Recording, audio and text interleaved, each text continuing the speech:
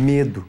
Esse é um sentimento cada vez mais acentuado em nossas vidas, na nossa sociedade, especialmente em dias tão difíceis, tão desafiadores que nós vivemos, de pandemia, de isolamento social, de dificuldades econômicas. Há muita tristeza pelo que já aconteceu, há muita incerteza pelo que ainda está por vir.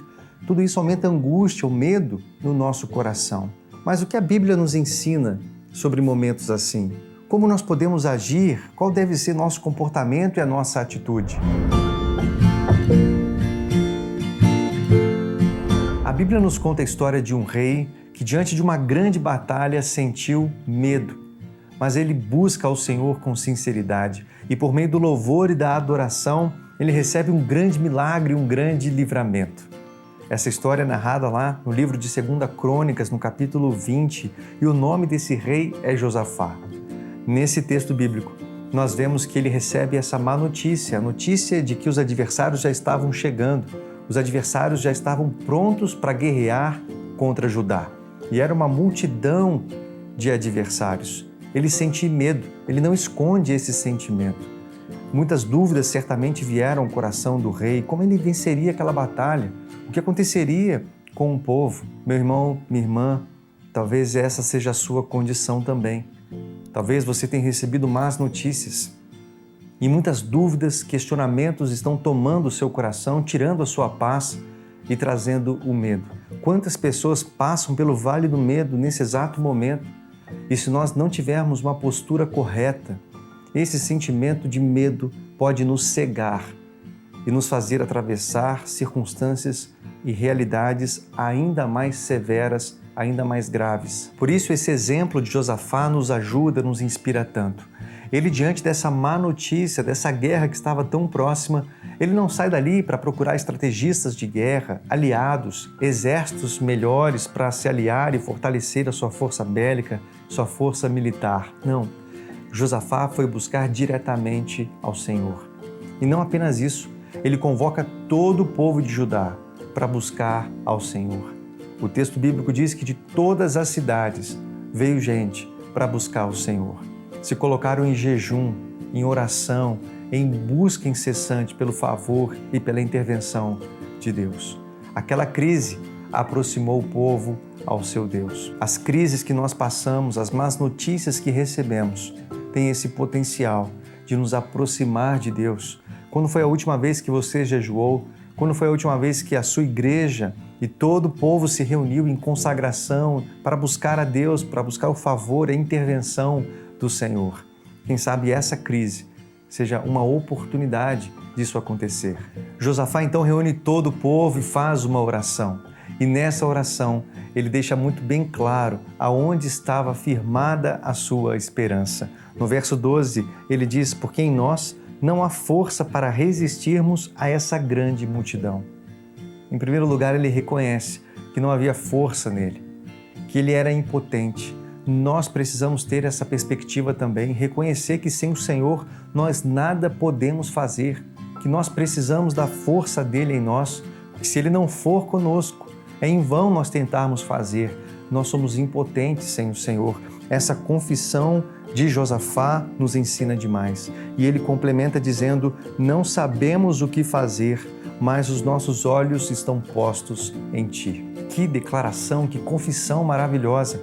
Mesmo sem saber o que fazer diante daquela situação, daquela má notícia, ele estava declarando que os olhos dele estavam fixos no Senhor.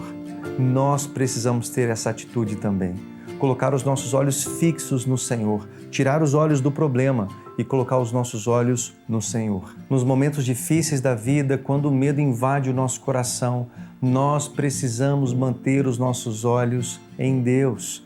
Quanto mais nós olharmos para os problemas, mais medo nós vamos sentir, mais inseguros nós sentiremos. Mas quando nós olharmos para o Senhor, a perspectiva muda completamente. Você se lembra dos 12 espias que foram observar a terra de Canaã?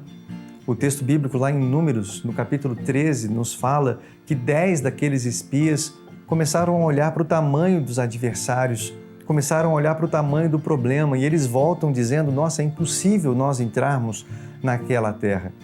Mas em contrapartida, 2 daqueles espias, Josué e Caleb, olharam para aquela situação de maneira totalmente diferente, porque na verdade os olhos deles estavam no Senhor que havia dado a promessa. O mesmo acontece com o texto que você se lembra de Davi e Golias, 1 Samuel, no capítulo 17. O exército de Israel estava com muito medo porque estava olhando para a força de Golias, para o exército dos filisteus. Mas quando aquele jovem pastor chamado Davi realmente olha para o tamanho de Deus e para a força de Deus, ele aceita aquela batalha e vence aquela batalha, porque os olhos estavam voltados para a força e para o poder do Deus que estava com ele. Que você, meu irmão, possa olhar para o Senhor. Onde estão os seus olhos?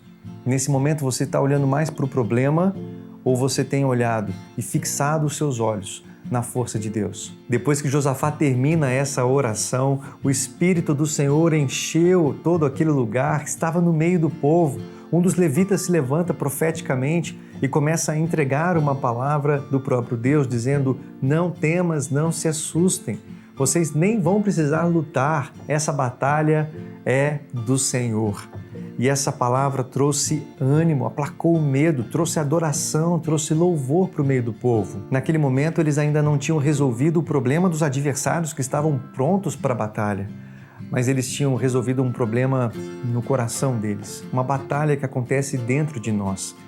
Eles agora tinham paz, o medo havia ido embora, eles estavam adorando ao Senhor. Nós também, quando passamos por situações difíceis, problemas, nós precisamos resolver primeiro o lado interior. Precisamos buscar a presença do Espírito Santo, a direção de Deus, colocar os nossos olhos fixos no Senhor para experimentarmos essa paz que excede todo o entendimento humano. Quando nós aplacamos e resolvemos essa batalha dentro de nós, em primeiro lugar, nós vamos ter discernimento para saber como agir externamente. Se devemos esperar, se devemos agir e lutar e como devemos fazer isso. Nós podemos lembrar também da igreja primitiva que estava trancada, que estava com medo, que não sabia o que fazer, mas quando recebe o Espírito Santo, quando recebe uma direção de Deus, e Atos no capítulo 2 nos mostra como aconteceu o Pentecostes e como a igreja, a partir dali, começa a ter intrepidez para agir, saber como agir. Nós precisamos desse encontro com Deus, buscar ao Senhor de todo o nosso coração, sermos fortalecidos, colocarmos os nossos olhos nele. Nós não estamos sozinhos, Ele está conosco e nós precisamos lutar na força do poder do nosso Deus. A resposta de Josafá, aquela palavra profética, foi adoração. Ele se prostra e começa a adorar e louvar ao Senhor. Todo o povo, como resposta, começa a fazer o mesmo e os levitas começam a ministrar em alta voz. Que maravilhoso deve ter sido aquele momento. Um rei que estava com medo, um povo que estava amedrontado também, agora estava adorando ao Senhor, louvando ao Senhor. Não existe no Antigo Testamento outra batalha tão baseada no louvor e na adoração como essa. Nós vemos que no dia da batalha, os levitas vão à frente por ordem do Senhor e eles começam a cantar. Essa era a arma de guerra da nação de Judá nessa batalha. Deem graças ao Senhor porque a sua misericórdia dura para sempre. Deem graças ao Senhor porque a sua misericórdia dura para sempre. No momento em que eles começaram a cantar e a dar louvores, o Senhor pôs emboscadas contra os adversários. A nação de Judá venceu essa batalha em louvor, em adoração, porque conseguiu, mesmo diante de tanta adversidade, colocar os olhos fixos no Senhor. Ao enxergar tudo aquilo que Deus fez no meio deles, esse grande livramento, Josafá dá um nome para aquele lugar da batalha. E o nome é Vale da Bênção. De um lugar de medo, eles são transportados para um lugar da bênção de Deus. E eles louvam ao Senhor, retornam para Jerusalém e vão adorar o Senhor também dentro do templo. Eles louvam antes, durante e depois daquela batalha. É um grande ensinamento. Nós precisamos fazer o mesmo. O louvor antes nos ajuda a enxergar com outra perspectiva, nos ajuda a ver a grandeza e o poder de Deus. Quando nós louvamos durante, isso nos protege, nos auxilia, nos ajuda, nos fortalece. e nós precisamos também louvar depois, para dar todo o crédito a Deus. Que o Senhor te fortaleça, meu irmão, minha irmã, que você, mesmo estando recebendo más notícias nesses dias, possa ser fortalecido na força do poder do nosso Deus. Coloca os seus olhos em Cristo. Realmente reconheça que sem Ele você nada pode fazer. E em nome de Jesus, que você tenha discernimento para agir diante dessas batalhas que estão postas diante de nós. Você é mais que vencedor em Cristo Jesus e que você possa experimentar essa paz que excede todo entendimento humano, essa presença de Cristo conosco para enfrentar qualquer batalha.